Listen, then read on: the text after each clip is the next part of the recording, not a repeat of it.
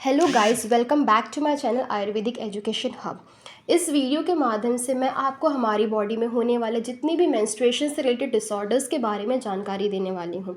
ठीक है, तो फर्स्ट ऑफ ऑल हमें सबसे पहली चीज़ ये, हम अगर किसी भी चीज़ के बारे में अगर पढ़ते हैं, अगर हम उसके डिसऑर्डर्स देखते हैं तो हमें पहली चीज़ ये पता होनी चाहिए कि डिसऑर्डर्स क्यों हो रहे हैं, उसका नॉर्मल फॉर्म क्या था। फिर अगर हमें नॉर्मल फॉर्म ही नहीं पता होगा तो आप कैसे कह सकते हो कि वो डिसऑर्डर्स में अकर में हो रहा है। ठीक है, तो पहले हमें देखना होगा कि what is abnormal uterine bleeding. तो एबनॉर्मल यूट्राइन ब्लीडिंग मतलब क्या होता है? Any uterine bleeding outside the normal volume, duration, regularity और फ्रीक्वेंसी। ठीक है, तो नॉर्मल वॉल्यूम मतलब अगर मैं कह रही हूँ कि मुझे पीरियड्स हो रहा है तो कितना अमाउंट में हो रहा है, कितना मेरा ब्लड लॉस हो रहा है, वो सब आपका आ जाएगा नॉर्मल वॉल्यूम में। ड्यूरेशन, क्या मुझे 2 दिन पीरियड्स होते हैं, क्या मुझे 4 दिन पीरियड्स होते हैं, क्या मुझे 7 दिन होते हैं, ये उसका एक टाइम ड्यूरेशन बताया गया है। एक होता है रेगुलरिटी ऑफ फ्रीक्वेंसी, मतलब जो उसका टाइम इंटरवल है कि मतलब मुझे 20 डेज़ के बाद हर महीने रिपीट हो रहा है, 21 डेज़ की मेरी साइकिल है, 28 डेज़ की मेरी साइकिल है, 35 डेज़ की मेरी साइकिल है। इस तरीके से अगर कोई भी चीज़ आपके इसके अंदर आराम से बैठ रही है, मतलब मेरा वॉल्यूम भी बराबर है, मेरा ड्यूरेशन भी सही है, मेरी रेगुलरिटी ऑफ फ्रीक्वेंसी भी सही है, तो मैं उसे नॉर्मल बोलूँगी। ठीक है, पर अगर ये तीनों चीज़ आपकी गड़बड़ हो रही है, या तो आपका वॉल्यूम बहुत ज़्यादा बढ़ जा रहा है तो आपको दिक्कत हो सकती है, ड्यूरेशन बढ़ रहा है तो आपको दिक्कत हो सकती है, रेगुलरिटी फ्रीक्वेंसी में कुछ चेंजेस आ रहे तो आपको दिक्कत हो सकती है, तो उससे हम एबनॉर्मल यूट्राइन ब्लीडिंग के अंतर्गत लेंगे। अब इन सब चीज़ों से जो भी दिक्कत आपको अगर होती है वही सब आपके मेंस्ट्रुअल डिसऑर्डर्स में आता है। नेक्स्ट हम देख सकते हैं कि हमारा जो नॉर्मल वॉल्यूम कितना होना चाहिए। अगर मैं आपसे कह रही हूँ ये सारी चीज़ें आपके एक लिमिट में होनी चाहिए, तो कितनी होनी चाहिए? तो नॉर्मल मेंस्ट्रुएशन में क्या बताया गया, जो आपका साइकिल का इंटरवल होता है वो हमेशा 28 डेज़ का होना चाहिए। कभी कभी इसका फ्लक्चुएशन 21 और 35 डेज़ के बीच में हो सकता है, किसी को 22 डेज़ में भी आ सकते हैं, किसी को 23 में भी आ सकते हैं। अगर 21 से कम है तो दिक्कत की बात है, 35 डेज से ज़्यादा प्रोलॉन्ग हो रहा है तो भी दिक्कत की बात है। इन दोनों के टाइम इंटरवल के बीच में अगर वो आ रहा है तो उसे हम नॉर्मल बोलेंगे। मेंस्ट्रुअल फ्लो, अगर हमारा जो फ्लो है, जो हमारा टाइम ड्यूरेशन है वो 4 to 5 डेज़ का है तो इज़ इट नॉर्मल। पर अगर वो एक्सीड कर रहा है या फिर वो इससे बिलो जा रहा है तो भी वो दिक्कत की बात में आ सकता है। नेक्स्ट है आपका menstrual blood loss. Menstrual blood loss में क्या होता है, कितना आपका ब्लड उस टाइम लॉस होना चाहिए। अगर वो 20 to 80 ml या फिर अप्रॉक्स 35 ml है तो वो इट्स ओके, कोई बात नहीं, आपको कोई प्रॉब्लम वाली बात नहीं होगी। पर अगर वो 80 ml से एक्सीड हो रहा है तो ऑब्वियस सी बात है, अगर आपको नॉर्मल ब्लड से ज़्यादा आपको ब्लड लॉस हो रहा है तब वो क्या होगा, आपको दिक्कत महसूस होगी, आपको वीकनेस आएगी, आप एनीमिक भी हो सकते हो।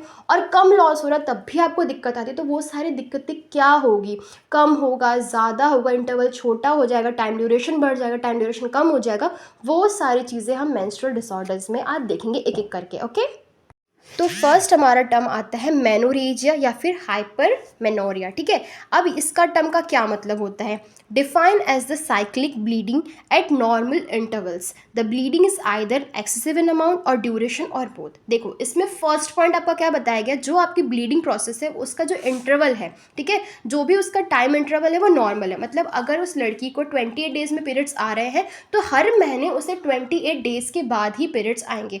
उसकी जो इंटरवल है, टाइम इंटरवल, जो साइकिल का जो टाइमिंग है वो सेम है, बट उसका या तो ब्लीडिंग का जो फ्लो है, जो ब्लड लॉस है वो बहुत ज़्यादा हो रहा है, या बहुत ही ज़्यादा उसका ड्यूरेशन बढ़ जा रहा है। मतलब 3 से 4 दिन अगर उसे पीरियड्स होते थे तो वो हमेशा एक्सीड होकर 6 to 7 डेज़ हो जा रहा है, 7 to 8 डेज़ हो जा रहा है, या फिर दोनों चीज़ें हो रही है।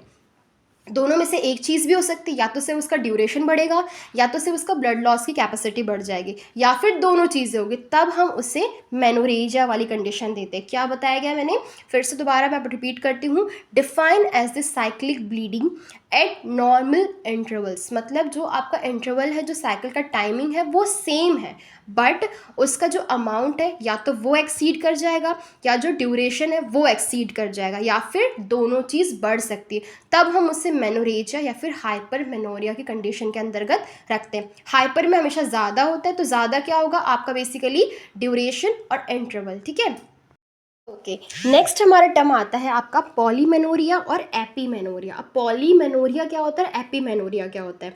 Define as the cyclic bleeding where the cycle is reduced to an arbitrary limit of less than 21 days and remain constant at that frequency. मतलब बेसिकली क्या बताया गया है, जैसे मैंने उसको स्टार्टिंग में जब इंट्रोडक्शन दिया था तो मैंने आपको एक चीज़ क्लियर करी थी कि कभी भी जो पीरियड्स होता है उसकी नॉर्मल फ्रीक्वेंसी क्या होती है, नॉर्मल वॉल्यूम क्या होता है, नॉर्मल साइकिल का इंटरवल क्या होता है। तो इसमें क्या हो रहा है, जो मैंने आपको नॉर्मल एक ड्यूरेशन बताया था वो था आपका 21 to 35 डेज।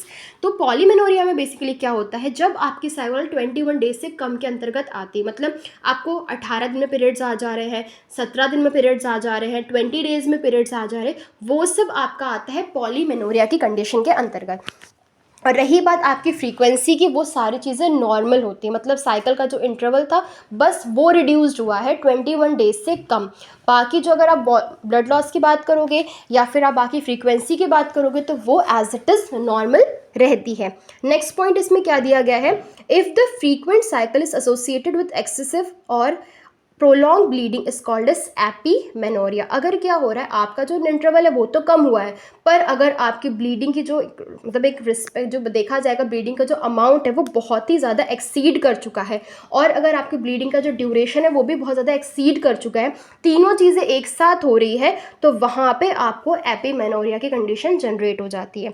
हमने क्या देखा था पॉलीमेनोरिया में, बेसिकली आपका कि आपके जो साइकिल का जो इंटरवल था वो 21 डेज से कम हो जाएगा, बाकी चीज़ें बाकी जितनी भी आपकी फ्रीक्वेंसी वगैरह है वो रिमेन कांस्टेंट रहेगी।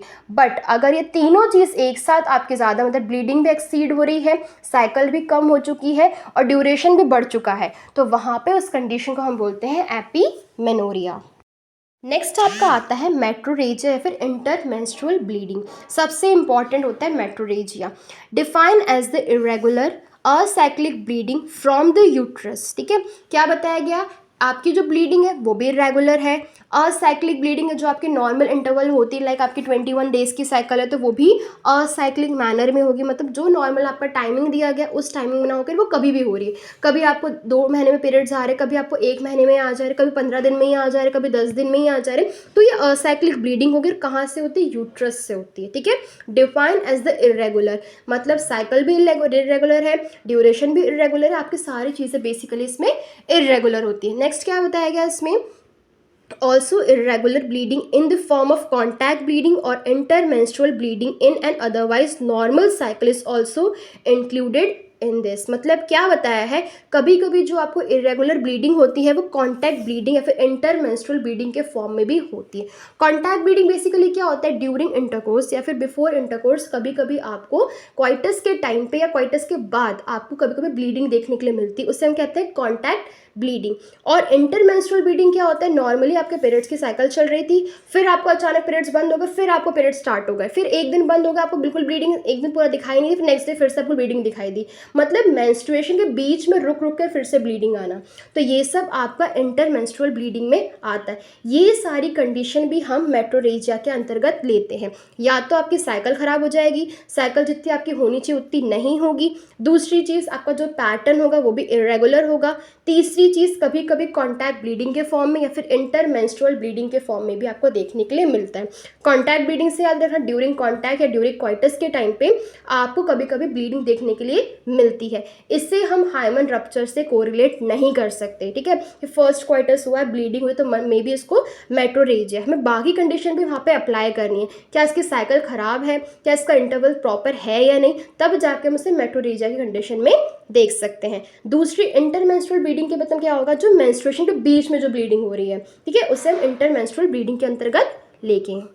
से आपका oligomenorrhoea, menstrual bleeding occurring more than 35 days and frequency remain constant. मतलब अब हमने देखा था, जब हमने पॉलीमेनोरिया की बात करी थी तब हमने देखा था कि आपकी अगर ब्लीडिंग 21 डेज से कम होती है तब हम उसे पॉलीमेनोरिया कंसिडर करते हैं, पर अगर आपकी ब्लीडिंग जो है 35 डेज से आगे बढ़ जाती है, 35 डेज से बियॉन्ड चली जाती है, तो हम उसे ओलिगोमेनोरिया कहते हैं। मतलब साइकिल आपके 35 डेज से आगे चली गई है और बाकी चीज़ें आपके एज इट इज़ नॉर्मल है, तो हम उसे ओलिगोमेनोरिया कंसिडर करते हैं।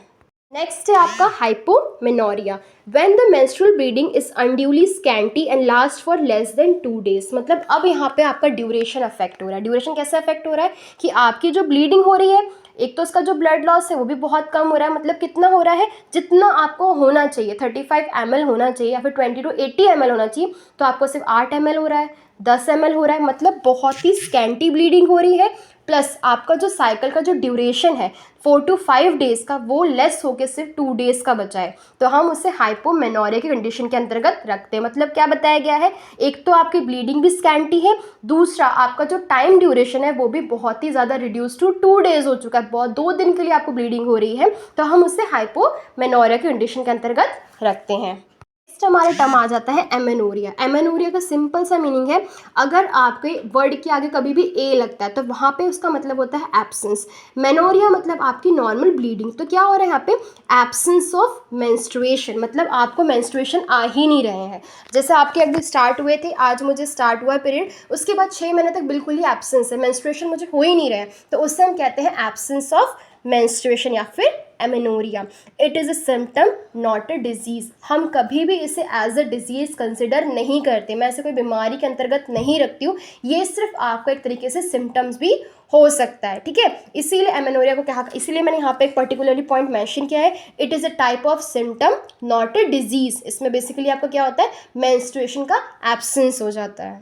नेक्स्ट और लास्ट आपका स्टम्प बचता है डिसमेनोरिया। डिसमेनोरिया में क्या होता है, आपके जो नॉर्मल ब्लीडिंग थी उसमें कुछ डिसफंक्शन हो रहा है। डिसफंक्शन कैसे होता है कि आपको बहुत ही ज़्यादा पेनफुल मेंस्ट्रुएशन का सामना करना पड़ता है। मतलब हमें पता है कि जब भी पीरियड्स होते हैं तो क्रैम्प्स वगैरह आते हैं, पेन वगैरह होता है, ब्लॉटिंग देखने को मिलती है, तो इसमें इतना सीवियर पेन होता है कि वो अनबेरेबल होता है, तो उससे हम डिसमेनोरिया की कैटेगरी में रखते हैं कि जब हमें बहुत ही एक सीवियर पेनफुल कंडीशन जनरेट होती है, पेनफुल मेंस्ट्रुएशन देखने को मिलता है, तब हम उससे डिसमेनोरिया की कंडीशन को कोरिलेट कर सकते हैं। ओके, आई होप गाइस आपको सारे पॉइंट मेरे क्लियर हुए होंगे।